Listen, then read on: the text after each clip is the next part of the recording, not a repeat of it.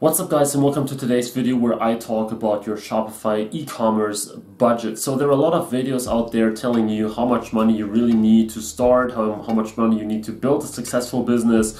And I have my own view on that, and in today's video I want to really talk about the different expenses that you might run into, like your Shopify subscription, but also of course marketing and other stuff. So let's move right to the computer and I will show you step by step what I believe you need to pay now in 2018 to build a successful business, especially to most likely build one. So of course it's possible to do it with like $20 or something, but I want to give you a realistic estimation how much you will need so that it will actually work out. This being said, let's jump right into it and let's get started. Into the computer and add the actual numbers, and I want to get started with the first and obvious expense, which is your shop system. And if you use Shopify like the majority of you guys are probably doing, I recommend that you at least have the money for 2 months, which means, you know, $29 times 2, 58, or round it up to 60. Because I literally know people who calculate that they will just need like 1 month and see what's happening, but I believe you should at least be as serious enough to say that you check for 2 days and see what's happening. So $60 is the bare minimum you should take for your shop system. If you use WooCommerce or things like that, of course you can technically get away without spending anything, but in my opinion, it makes other things harder. Again, you probably need to pay for more different extensions and stuff like that. So $60 very realistic here. The next point is your domain. And I know that there are domains for like $1, $2, and stuff like that.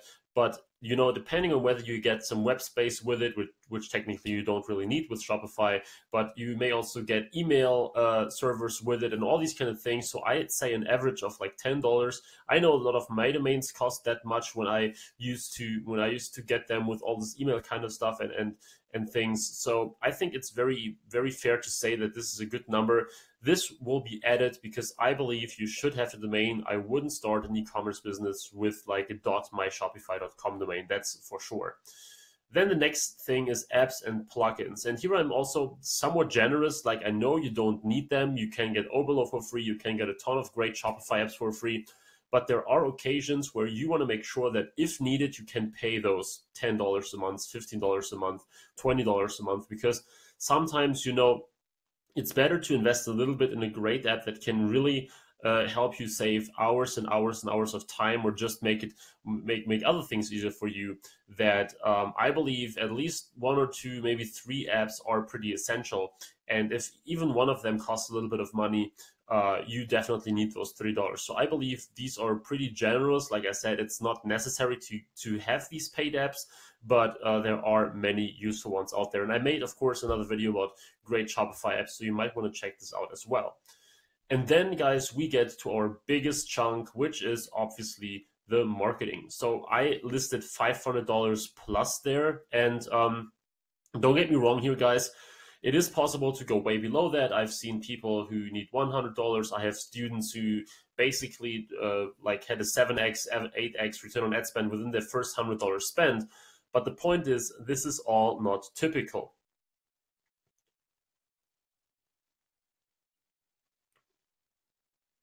So when I'm looking at these numbers and when I want to paint like a realistic picture here, I don't want to give you the example of that one guy who managed to make like $2,000 out of his first $100 investment and tell you that this is the normal thing, right? I want to give you a really realistic picture here, and saying that anything below $500 is a really good amount to start with is definitely not the case. Now, don't get me wrong here, guys. If you kind of know what you're doing, if you you know, probably you have an awesome course that you took, for example mine, but then you're still left with like a few $100 in advertising, this is of course a different story. But I'm referring these $500 to someone who has like no real hands-on experience or no real step-by-step guidance. Then it's super difficult.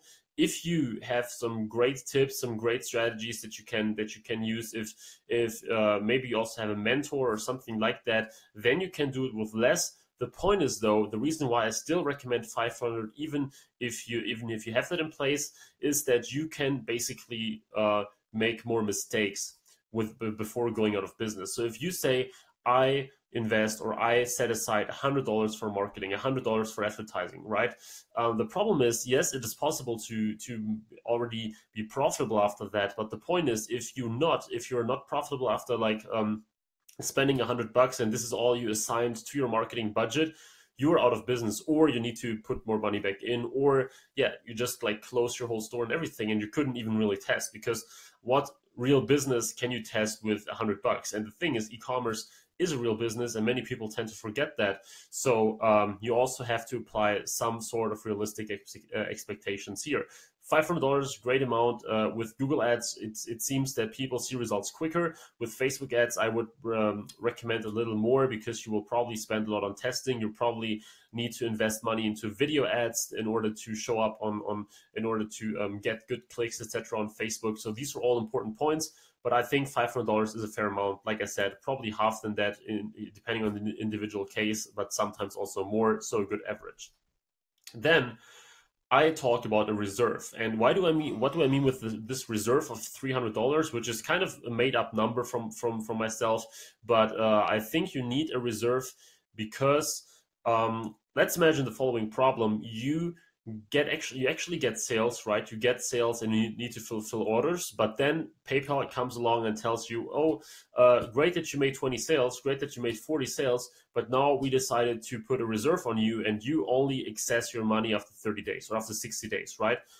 Now here's the problem. I literally know people to whom it happened exactly that. They were having a very small budget, they were making sales, and then they couldn't access their PayPal money, and they were not able to pay the suppliers. So literally they had the money in their account, but they couldn't use it to fund their orders, which is a problem, of course, because every dropshipper thinks, well, great, I only have to pay suppliers as soon as I make money. But the reality is, if you are not having enough money to also cover potential holes on PayPal or Stripe or something, this can be a real big problem. And I literally know people as well who, because of that reason, got all chargebacks. And in the end, all the customers were gone. PayPal closed their accounts, and they were back at zero again, just because they couldn't afford to fund a few orders. So big recommendation here, guys. Don't calculate exactly what you will need and then pick that amount. Put a reserve on that. In this case, $300 to me seems like a pretty good amount to put on top. And then if we calculate all that together, we land at $900. And for the sake of giving you a round number, I rounded it up to $1,000. I remember that I made a video over a year ago already, where I recommended that the good starting budget is $500, but things have changed. In my opinion, it is better to have more money for testing. The algorithms of both Facebook and Google become more dedicated. They can find you suppliers if you have enough budget to invest.